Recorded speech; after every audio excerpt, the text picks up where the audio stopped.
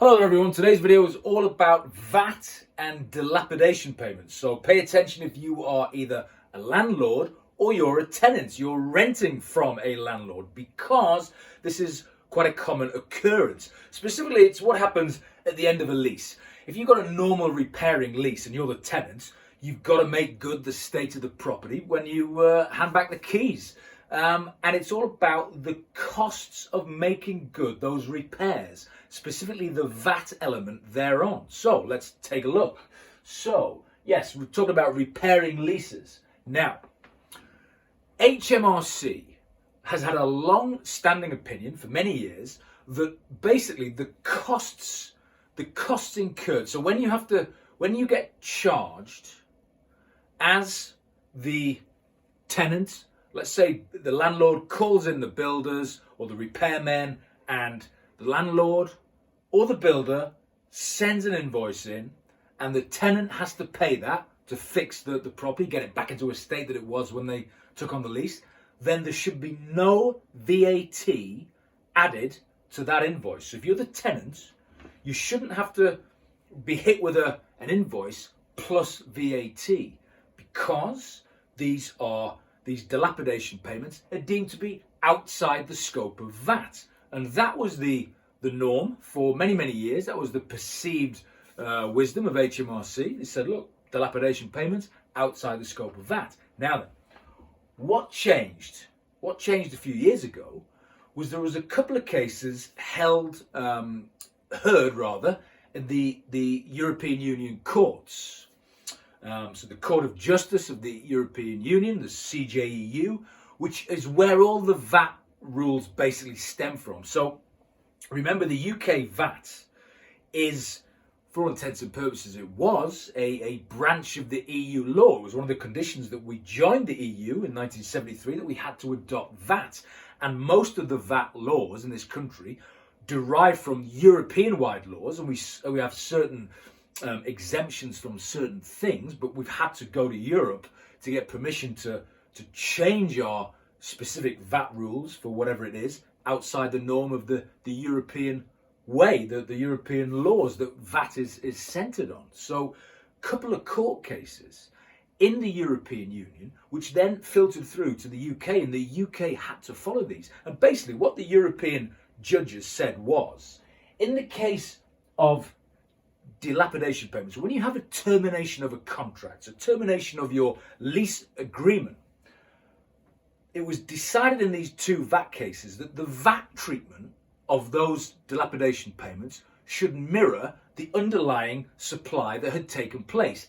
What does that mean? In other words, if your landlord had charged you VAT on your rent for all those years until the end of your lease, and then you got hit with a bill for making good the repairing lease, then VAT should be attached to that.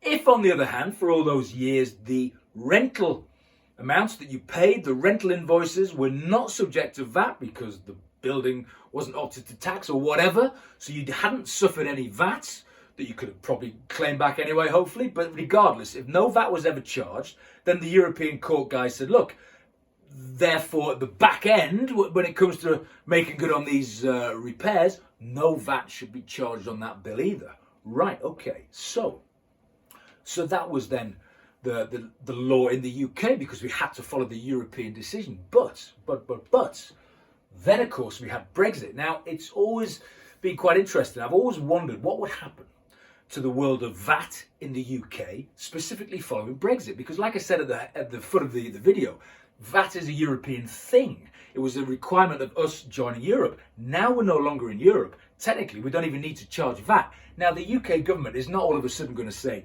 let's get rid of VAT, because it brings in about £130 billion into the Treasury's coffers every year.